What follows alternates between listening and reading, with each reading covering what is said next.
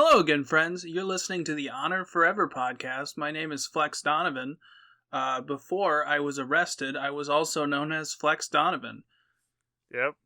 And I'm Joshua Hadley, and this is Honor Forever on the Gopher and YouTube channel and the Top of the World feed on Spotify. Normally, I do a lot of that, so I don't know how to transition to this. How are you doing today, Moose? Ah, man, it's been terrible. I walked around. It's storming outside, and I went to the store, and there was ice on my face by the time I got there. That sounds unpleasant. Very unpleasant, and I only got 5 items at one of I went at a different store, and it was $32. Oh, that sounds worse than the weather. Yeah. God darn inflation. Damn it, Jen. How you doing, Flex? Well, my back is messed up. It's been messed up about 2 years now. But these past 2 days have been two of the worst days that I've had in those 2 years. Damn, dude, did you have to carry Brian Cage in a match or something? No, I don't nothing even happened. I just won about 9 p.m. yesterday. It just was the worst. I was limping so bad at work tonight that a girl stopped me and talked to me for half an hour about it, which was nice, Yeah. So I didn't have to work. Hell yeah. Hell yeah. Do you have a topic that's off topic this week? See. I can't think of anything, no. Okay, I haven't been paying attention to wrestling outside Ring of Honor, really. I did not have one. But then I was listening to a clip from Cornette's show, and a listener asked them if it's possible WWE would try another double switch with Cody turning heel and Roman turning babyface at WrestleMania. Do you have any thoughts on that? I don't think that's a good idea. Oh, it's a terrible idea, but do you think Vince McMahon would do it, or do you think WWE might consider it? No, I mean, Roman's so over as a bad guy right now. It's a ridiculous thought to even have. I mean, it'd be like WCW trying to force Hogan into being a heel back before the NWO started. When he was wearing all black and whatnot. It was so lame. Well, I think maybe Vince Russo would book it that way, but I don't know if anybody else would. Yeah. Okay, before we get started on the show, and it seems like I say this every week, but this week is going to be a little bit different. So, we had a really good format last week, and then Tony Khan screwed us. Yeah. Just without a condom, too. Normally, of the 12 to 14 segments they have on this show, most of them are bad. And this week, it is the exact opposite. So, we're just going to go down the card. Yeah, it was strange. This is all from the same taping, so even the run-in was did differently, and I thought it was better too. With when Dante came out without the music, but it was totally different from I think last week when Blake Christian came out to save someone, and his music turned out. No, from a couple weeks before. Yeah, I mean same taping, but it's different. That's so strange. Was it not last week that Blake Christian came out with the chair? I think he did it with AR Fox and Metalik. Metalik wrestled Davari, and he came out to save him before that. I think that was last week. I don't know. It doesn't matter. Every show before this one was bad, and this one was good. Yeah. This show opened with a Samoa Joe promo backstage. He's doing an open challenge tonight. Turns out it's in the main event to remind the locker room how dangerous he is. After that, we got Mark Briscoe defeating Tony Nese in 8 minutes and 55 seconds with a froggy bow. You have any thoughts? Mark Sterling's such a terrible referee. Manager. He's terrible. He'd probably be a better referee, but his timing's off. But Mark is great, and Tony Nese is very good. I really enjoyed the match outside. Mean Mark Sterling. I originally did 2 sentences for this. I think I would like Tony Nese and Josh Woods as a tag team if they worked at it and got rid of Mark Sterling. The first 10 minutes of this show was all about the Mark Briscoe and Samoa Joe match at Supercard of Honor, which is strange, competent booking. And we got a lot of that in this show. Strange. It's like this was the Danhausen of Ring of Honor shows. Very strange, very competent. True. After that, no, go ahead. No. The next match. Oh, you're on to the next match? Yeah. Okay, after that, AR Fox, Blake Christian, and Metalik defeated Ari Daivari, Jeeves K, and Slim J in 13 minutes and 20 seconds when AR Fox hit a 450 splash on Jeeves K. You have thoughts? This was a fun match. Probably the best Trustbusters match I've seen. God. Oh, good God. I would hope so. Yeah. I remember Slim J came out with a wife beater, ripped it off, and then I think Jeeves had another one for him, and Ian Riccaboni made it. He said this before, and he said it again today, or I'm sorry, on this episode. That his wife beater cost $350. Like, come on, dude. And I'll also say, these trios type of match seems great for Metalik. He just does a couple of cool moves, and I didn't catch any botches from him. I think it was wrestling-less. Yeah, it is a good spot for him. I don't know if this is I don't even know if you can have a long-term 6-man team. It seems like a weird place to be in. I think you can do it if you have like the Freebirds or the Shield or something. Well, I mean, if you have the Shield, don't you want them away from like a 6-man division? Like you could do a 6-man feud, but I don't know. I don't know what a 6-man division looks like. Or maybe even like the 4 Horsemen or something. But still, that they weren't trios champions. They were all champion, like 2 singles champions and tag champs. Right, which seems a lot more realistic. I don't know. It is a good spot for like him. A much bigger deal, yeah. The only real note I have on this was Mark Sterling trying to start a Slim J chant was my favorite thing. It's the best thing Mark Sterling's ever done. I thought it was his best work as a manager too, because he did it in a way that could not possibly be chanted. Like he was way off what's the phrase I'm looking for? Offbeat. Kilter? Offbeat, yeah, maybe that. Yeah, it couldn't be repeated in a good chantable way. It was very nice. You ready to move on? Yep.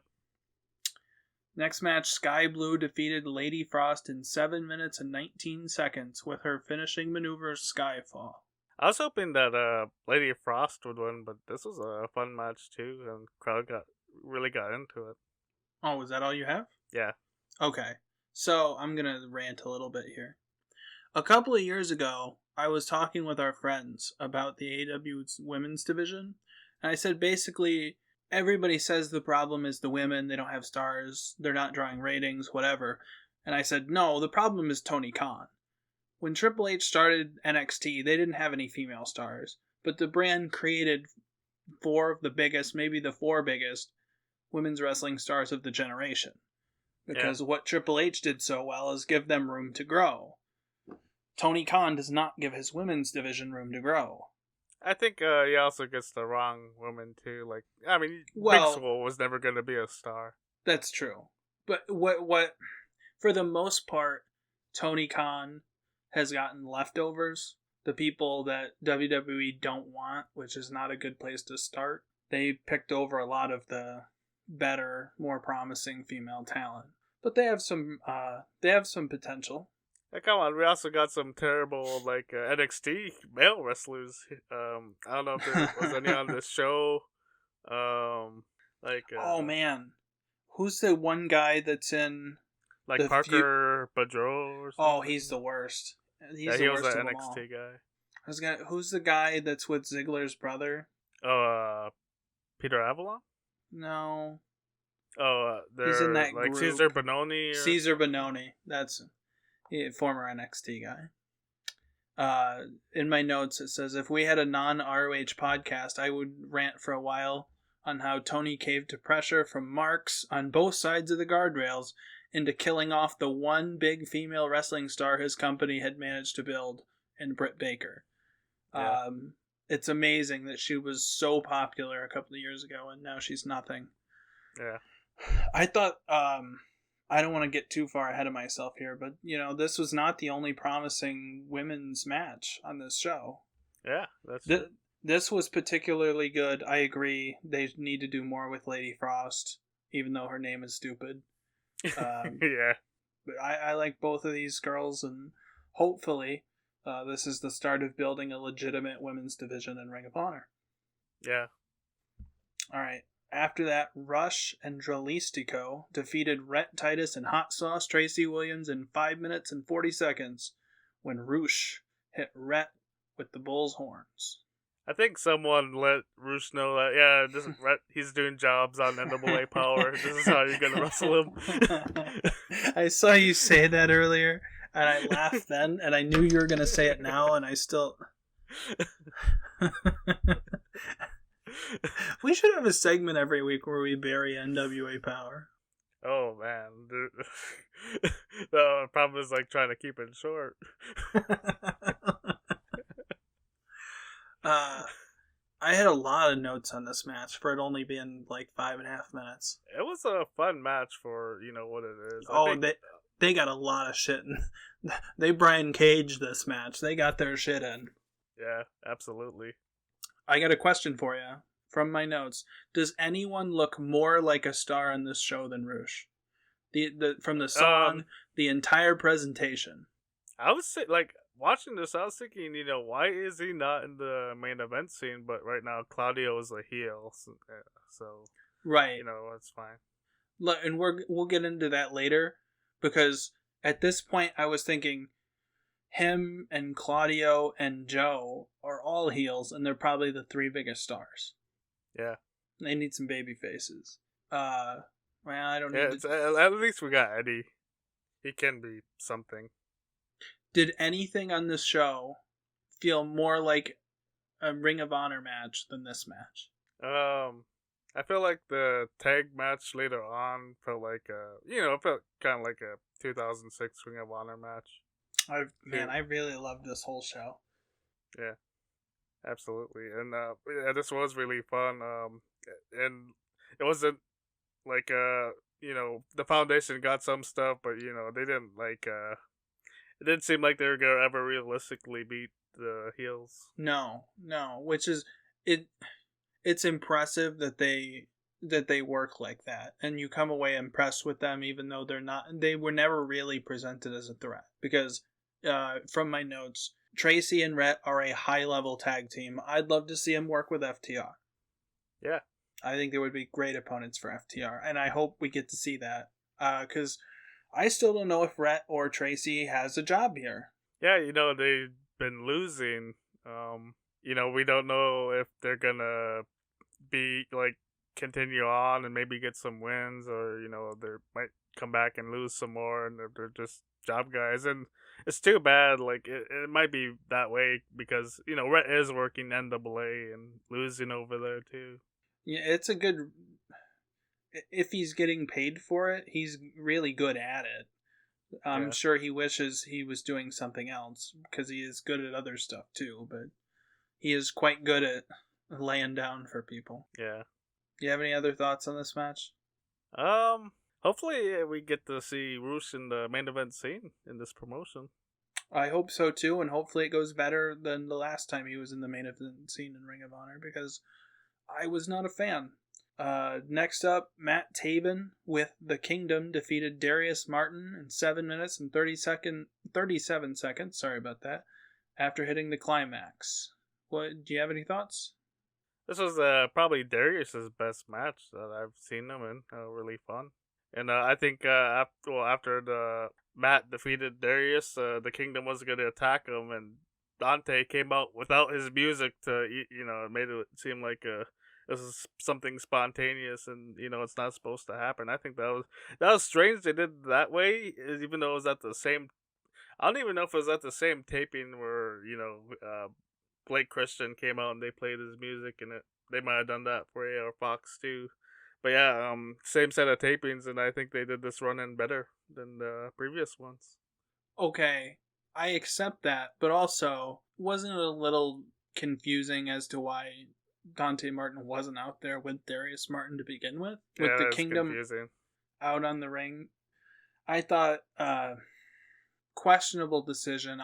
It's obvious why they did it, to protect Darius in a loss, but I was not a big fan of this match. I love Matt Taven. I didn't think they really clicked. It might still be Darius Martin's best match, but yeah, to me, I like expected it to be better. I just thought it was a okay TV match, and that's good for Darius. After that, we went backstage. It was a sit-down segment. Claudio Castagnoli, Eddie Kingston, moderated by Caprice Coleman. I am dying to hear what you thought about this. This was fantastic. Like before, I said this. I wasn't really feeling this match, and this segment really sold me on wanting to see what these guys do. I do know the history, and I expect anyone actually watching the show knows. Claudio. I think when Eddie was saying, you chickened out or whatever, you quit. Like they were supposed to wrestle for Chikara's Grand Championship, but Claudio signed with WWE, so on that Chikara show, Claudio was replaced by Quackenbush. Yeah, that match was supposed to happen, but didn't because Claudio signed with WWE. And even if I feel like even though Flex didn't know, but I'm both. I think they. Oh, he's both. He's kind of like Cactus Jack and Mankind. Hell yeah. But anyway, yeah, I felt like they did a good job of telling and what they were saying if you didn't know, put it out there and made it seem very important. I think there were a few missteps where they said things maybe not when they were supposed to or that they didn't need to say. This was great. If this was in WWE with WWE's production, it would have been a 10 out of 10, 1 million, 2 million views on YouTube kind of segment. It was really, really good. Yeah. I'm looking forward to this match of Supercard of Honor now. Yeah. Do you want to talk about I'm going to skip ahead because I have no other opportunity to do this. I had 2 questions. They're both about Supercard of Honor. I'm going to shove them in right here. Okay. First of all, the Tag Team Championship match. Scroll down here. It is the Kingdom, Aussie Open, Dralistico and Rush, the Lucha Brothers, and Top Flight. Who do you think will win, and who do you think should win? I think the Lucha Bros would win. They're probably the biggest stars, but they've been in. I guess I don't know. Aren't they still in AEW? I'd rather a Ring of Honor tag team win. I'd want the Kingdom to win personally. I just have this gut feeling it's going to be Top Flight. And the other question, it appears we're getting El Hijo del Vikingo versus Commander at Supercard of Honor. Do you have any thoughts on that? Sounds like at Supercard of Honor they bring in different people. I've never seen any of those guys wrestle before. So, I mean, a lot of people are hyped about El Vikingo's, or whatever the hell is, the Mexican guys, dude. He wrestled Kenny Omega. It's getting a lot of hype. I'm not, I have no idea who he is, so I'm not excited for it, but I'll check it out. I'm excited to hear Justin's thoughts on this. Yeah. Oh, yeah, I mean, I think he did watch the match, and he either liked it or loved it. I don't know. I don't remember. Well, he likes everything, so I just. Oh no, he doesn't like He doesn't like Big Daddy Yum Yum. Well, there are limits to all things. Yeah, that's true. Well, all right, back to the show. We had Brian Cage defeating Tony Deppen in 4.5 minutes with a drill claw. Do you have any thoughts? I think Tony Deppen did a good job of making this as fun as it could be. I mean, Cage isn't, a great wrestler. I think this is as good as a match as he's gonna have. Unless I don't know, I haven't seen him and Bryan Danielson. That'll be better. Okay. I actually have a few notes here. I'm just gonna read them all. This was one of the better segments on this show. This was probably my favorite Brian Cage match ever. This was probably my favorite Tony Deppen match ever.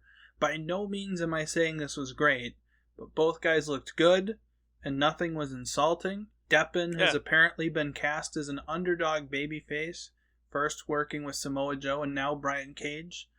And if this match is any indication, it's a role he could do well in. I mean really well, because I was not high on Tony Deppen at all. But he looked good here, and I hate Brian Cage. You know I hate Brian Cage. Yeah. It's well known that I hate Brian Cage. Yep, it is well known. I'm wondering, like, when they gonna let Prince Nana talk? 6? God damn. I have to wait that long? I have a comparison here for you. Let me tell you what, or let me know what you think. Tony Deppen is like a Wish.com version of Kyle O'Reilly. Yeah. Absolutely. I can agree with that. After the match, Deppen was beat down by the Embassy. Fox, Blake Christian, and Metalik ran down for the save. Toa Leone actually sold for them. Do you think Tony Khan threatened to fire him? I don't know. That was strange, but like after he's like, oh, it's like the way he sold it's like, oh, I can't believe they got me there, instead of him like having actually, like they got one over him rather than they beat him up. Well, as a reminder to anybody who might hear this and doesn't remember, he no-sold FTR. He is in his own feelings about how big a star he is, and I was very surprised to see him sell it all. Honestly, I kind of expected him to shoot on one of them. He's an interesting young man, but it was good. Are you ready for the next one? Yeah. Shane Taylor defeated Silas Young in 6 minutes and 48 seconds with a package piledriver. What'd you think? This was a really fun match. I love both men. Silas, he's one of my favorite wrestlers. I always, talk about him or joke about him. And it was great. Like when he was in Ring of Honor a couple times before, but when he started like being there on the show and being a character in the promotion, that was fantastic. Yeah, like I said, I always loved the guy. Great gimmick. Yeah, hopefully, like, I don't know if this is the end of us seeing him, or if we get to see him more. I'll say, I didn't mention this, we've seen a lot of handshakes with guys like the opponent who's just defeated's laying down, and the winner will, if it's a babyface or a heel, it doesn't matter. They'll walk up to him and shake their hand while they're laying down. Like, doesn't seem very respectful to me, but the handshake between these two was definitely it showed respect, and I felt like it made the result more important to me. Yeah, I wish they would stop that comedy, because it's just there to get the audience to react. It's not in the spirit of Ring of Honor at all. I did not take a lot of notes on this match. I felt like, what more good could we say about these two guys that we didn't say last week in anticipation of this match? I love both guys. Hopefully we get to see both guys going forward. I do have a question. Is Shane Taylor automatically the number 2 babyface in this company? Yeah. There's Mark Briscoe, and who would be number 2? You could argue Eddie Kingston's in the company, but I would not. Yeah. Yeah, as far as, is it Dante Martin? No, I think I don't even think he should. Is it Blake Christian? Champs. Blake Christian gets good reactions. Yeah, either Blake or AR Fox. I haven't been watching Dark. Flex has been telling me to not watch Dark. I haven't seen it since the summer, but I know, but yeah, I was surprised about how over AR was to the Universal Studio audience. So, speaking of Universal, what I've seen speculated is that they're gonna tape this week's Ring of Honor at Dynamite Wednesday. Oh, no. I would prefer that to being in Universal, but it's certainly an interesting situation there, because they're taping Dark this weekend at Universal, but they're not taping the episode of. So it's interesting. Yeah, it is interesting. After that, Billy Starks defeated Miranda Alizé in 6 minutes and 57 seconds after a tombstone piledriver that she calls the Starks driver. The stupid name of her move aside, what'd you think? I made the joke on Discord. She reminds me of Robert Gibson. The eye. I'm sorry, everyone. I like Millie. She seems like kind of young to be on a. I mean, we can't even say this is a national promotion, but It is not. like, I mean, she's not even old enough to rent a car. And Well, I you feel gotta like be 25 to rent a car. yeah, but I just think like 18, like and I can get like someone in their 20s, but 18 seems kind of young to be trying Yeah. like some for someone to be like not even like I'm not even talking skill wise. I just think like how experienced in life they are, like how they gonna handle the pressure of being on a TV show. And the money that comes with it, because we know Tony Khan's paying these people a lot of money. Yeah, I didn't Yeah. even think about that. Yeah. But it's a double-edged sword there, because Tony Khan's alternative would be to either sign her and pay her to not be on their shows, or don't sign her and let her go work the independents, which would be like Game Changer Wrestling, stuff No, like that. no. I mean, isn't she trained in OVW? So wouldn't that where should be? Well, I mean, in a perfect Oh, world, isn't she trying to I branch think out? And... now that I think about it, and I think about your point, her being here is better than like running around and Game Changer Wrestling. I think. I mean, any not indie, I'm not really. saying like the people at GCW are bad people. I just think No. it'd be better for her to learn how to wrestle in a company like Ring of Honor than GCW. That's just that's just my opinion there. I have more faith in Tony to take care of her development than anything other than WWE. Of course, WWE would do much better, but Tony is better than the alternative, I think. There was a moment in this match where Alizé went for a running kick. She was supposed to go through, but she stopped short. Instead of panicking, which a lot of wrestlers would do, trying to like push her back to do the spot as they planned it, Billy went forward instead. It looked bad, but it looked like two people in a contest where one person messed up instead of two people doing a dance routine. I thought, in that moment, for 18, this girl has a ton of potential. Yeah, Because absolutely. She's already got the basic understanding of how the match is supposed to look. I think they said she's almost 6 foot tall. Do you know how tall she is? No idea. I got cage match. I got cage match open. See, I would guess 5'9" or 10. Doesn't have her height on here. Well, that's good. My main note in my notes here is if Tony Khan would bring back the top prospect tournament, it would be a good thing for her to win, because she might be the top female wrestling prospect in this company at this point. Yeah, I agree. Do you have anything else? You want to go forward? Yeah, let's go forward.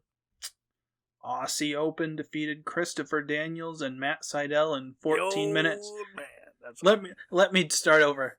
Aussie Open defeated the old man and Matt Seidel in 14 minutes and 10 seconds after a Coriolis on Christopher Daniels. I'm sorry. The old man. And hey, shout out to the old man. Happy birthday. Happy birthday, Christopher Daniels. Man, was he 52 now?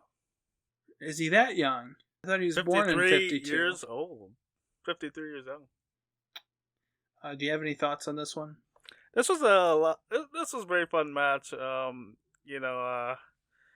like in this. I didn't feel like Chris looked as old as he did, and I feel like a lot of it was he was in a tag team match with Matt Seidel, who's fantastic, and Aussie Open is probably like going forward. They're probably gonna be. They might be the best team in Ring of Honor. Like. They could be. They could win that tag match too. Yeah, I could accept that. I just would have wished they would have got more time to like build up to them winning. But the company's new and the title's vacant. Yeah. Actually, thinking about it, I think they are gonna win because they're building to Osprey and Omega at Forbidden Door, right? So Are they? I didn't know. So I think Tony Khan could see it as an opportunity to get the Ring of Honor tag belts on Dynamite. Yeah, it could be. All right, back to the match. Yeah, I really enjoyed when Aussie Open tried to do their pass off suplex thing, and Daniels was able to reverse it because he had it scouted. I really enjoyed the match. It was great. That spot reminded me. The first Ring of Honor show I ever went to was Survival of the Fittest in Toledo, Ohio, and on that show, the main event was the 6-man finals of the Survival of the Fittest tournament, which had Matt Sydal in it, by the way. But the co-main was the Briscoes versus the Addiction, and the closing minute or the finish of the match was Jay going for the Doomsday Device, the clothesline off the top, which Kazarian countered into a Spanish Fly, and that the pass off into the small package reminded me of that. Daniels and Kazarian always were really great coming up with counters off of other guys' moves. Yeah, they were a fantastic team. I miss them dearly. I love everybody in this match. It was a very good match. I don't mean to disparage Christopher Daniels by calling him the old man, because of all of the old men on these shows, he's one of the better ones. Yeah, I'd agree. I would take 3 Christopher Daniels over 1 Chris Jericho. Well, my thought is like every show sort of just needs like one old guy, and like not unless it's a tag team like an act like maybe the Rock and Roll Express, like one old man. And when I say it's the old man, I love the Christopher Daniels. Like I've always thought he was a underrated worker, and I was really disappointed when fans turned against him after he became Ring of Honor champion. Yeah. F those fans. Yeah. Turn on Christopher Daniels. They're bad people. Turning on the old friend. I don't have any more notes on this one. Do you? Match of the night. Oh yeah, I would agree with that. Yeah, Aussie Open. It feels like Aussie Open's gonna have a lot of match of the nights if they're gonna stay in this promotion. I hope so. I dearly hope so. And that was the main event, but we got another match after this. Yeah, and earlier I said there wasn't a lot of unnecessary segments. This was totally unnecessary. In the main event, Samoa Joe defeated Cheeseburger for the Ring of Honor TV title in 1 minute and 1 second with a muscle buster. After the match, Joe continued the attack on Cheeseburger, but Mark Briscoe ran down for the save. What'd you think? I like this. Cheeseburger, he's someone from Ring of Honor's past. I've always liked Cheeseburger. It's not my favorite wrestler, and I'm not a big fan of comedy in wrestling. But I thought this was fine here. Gave Joe Joe didn't sell for the guy or whatever. So, and I think, if I remember correctly, people reacted, and we got to. The one thing I didn't like is seems like Mark could have been looking over Cheeseburger more instead of having Joe run away from Mark. But the one little complaint from me there. The segment itself was fine. I don't have any objections. It's just I'm not sure why it was necessary, unless they're worried the fans at Supercard were going to be divided. I know they're in California and Joe's from California, but the crowd's going to be with Mark Briscoe. You didn't have to turn Joe heel here to make the fans want Mark Briscoe to win after Jay Briscoe died. So I don't understand because if you had waited to do this until after Mark Briscoe won, you could have had a return match. But now Joe's heel now. I don't understand what the point of this was. In fact, if you didn't do this and left Joe as a babyface, Joe could have been your top babyface, which you sorely need. So I don't know. It seemed just odd to me. It seemed like a poor choice. I don't know if Joe could be a babyface because the Ring of Honor and the AEW storylines are connected, and Joe's been heel on Dynamite against Wardlow. He could be babyface to me Yeah, I guess because so. I don't care about anything that happens on any other show. I I don't give a fuck what you say. I'm not looking forward to Shibata being fighting old Wheeler. Are you looking forward to Kenny Omega versus Jeff Cobb coming up this week on Dynamite? Is it? I don't watch Dynamite, dude. Oh, okay. Well, Jeff Cobb, former Ring of Honor star, guy I would love to see back in Ring of Honor. I think Jeff Cobb's a guy who has been underused in every promotion he's ever Yeah, been in. yeah, absolutely. Um, is Kenny gonna be at Supercard? If not, I'm not watching any of his matches. I don't believe I don't believe there's going to be any big star at Superguard except for maybe the Young Bucks. Well, I mean, see, it's gonna be in California. So what if is Chavo Guerrero Jr. Chavo Guerrero Sr. still alive? Is Chavo Sr. still alive? I don't think so. God, if he is, I that'd think be he died. impressive. He'd have to be in his 90s, right? Yeah. Well, see, who else was a big star in California? Joey Ryan. Yeah, he was in the. Oh wait, you said big star. Oh yeah. Not a future prisoner. Yeah. Well, but anyway, I really enjoyed the show. I give it a 7 on Cage Match, and for me, that's a great rating for a television show. I like this show so much that I signed up for Cage Match in hopes that I could rate it because I was going to give it an 8 out of 10. Which I don't know if I'm a tough grader or not, but I would not have given any of the previous 3 shows better than like a 6. Probably like a 4 or a 6 and a 5 in there somewhere. I thought this was really good, but I cannot rate the show for 7 days.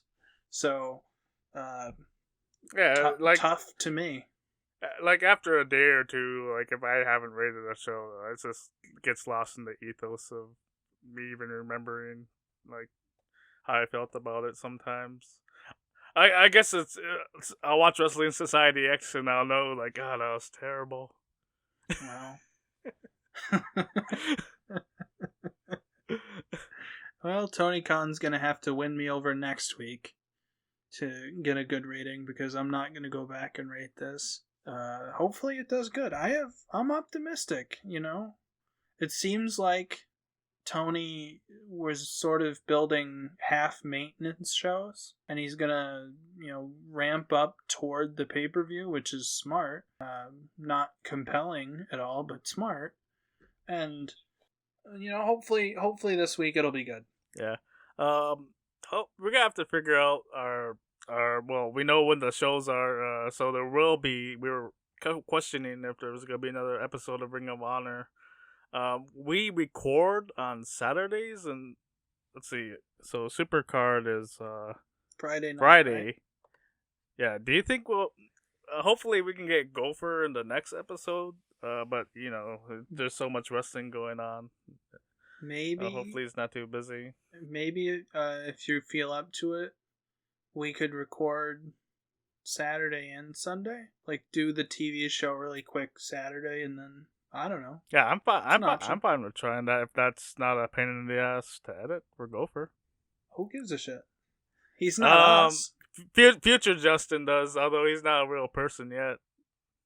Like he's always like sort of like a figment of our figment of our imagination. Like he doesn't like he's always in the future, and that's always very like present Justin is never future Justin because future Justin is always in the future. Right, and he's trapped in the Red Room. Exactly. Was there anything else you want to talk about, Ring of Honor wise? Any other No, questions? I got through absolutely everything. Yeah, well, we'll be back on Tuesday, hopefully with Gopher, depending on what his schedule is. He's gonna be reviewing Supercard of Honor with us, and there will be an episode of Ring of Honor next week. We'll talk about that briefly. And we're gonna have our pal Razor for on top of the world for the WrestleMania special on the Saturday 8th episode of Top of the World. There's that to look forward to, and I'm looking forward we'll to see. that. Yeah. Check out Gopher's other stuff. I'm looking forward to this Tetris video Friday, and him and Tucker doing general manager mode on 2K. So yeah, definitely check those out. And thanks for listening to the show, and have a great rest of your day. Smell you later, cheese bags.